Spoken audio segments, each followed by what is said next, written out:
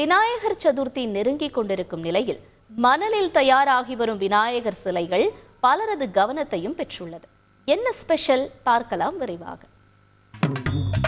வருகிற செப்டம்பர் 7ஆம் தேதி நாடு முழுவதும் விநாயகர் சதுர்த்தி விழா கொண்டாடப்படவிருக்கிறது. இந்துக்களின் முழுமுதல் கடவுளான விநாயகரை கொண்டாடி தீர்க்க மக்கள் காத்து கொண்டிருக்கும் நிலையில் அதற்கான வேலைகள் மும்மரமாக நாடு முழுவதும் நடைபெற்றுக் கொண்டிருக்கின்றன.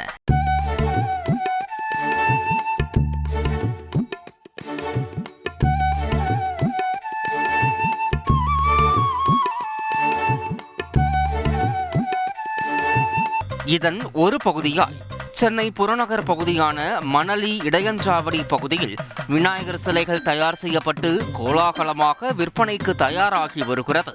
வீடுகளில் வைத்து வழிபடுவதற்காக 1 அடி சிலை தொடங்கி சுமார் 12 அடி வரை விநாயகர் சிலைகள் தயாராகி வருவதால் அப்பகுதியே களை கட்டி இருக்கிறது.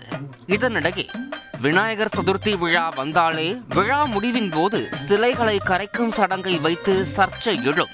ரசாயனம் கலந்த சிலையை கிணற்றிலோ கடலிலோ கரைக்கும் போது அந்த நீரில் உள்ள உயிரினங்கள் இறப்பதை தடுக்கும் வகையில் சென்னை மணலியில் விநாயகர் சிலைகள் தயாரிக்கப்படுகின்றதா? பேப்பர் கணேஷ் என் கையில் இருக்கிறது எல்லாமே 100க்கு 100 பேப்பர் கணேஷ். எல்லாமே ஆயில் மிக்ஸ் பண்ணாத வாட்டர் பெயிண்ட்லேயே பண்ணுற கணேஷ் எல்லாமே. Only sir water paint paper Ganesh, கெமிக்கலே இல்லாத பேப்பர் கணேஷ். எங்களோட முழுக்க பேப்பர் கணேஷ். தண்ணியில் போட்டால் 1 மணி நேரத்தில் கரைஞ்சிடும்.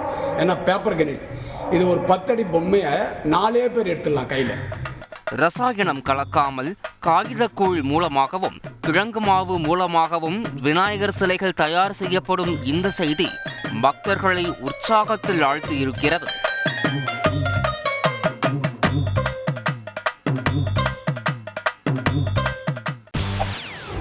செய்திகளை உடனுக்குடன் தெரிந்து கொள்ள உடனே சப்ஸ்கிரைப் பண்ணுங்க.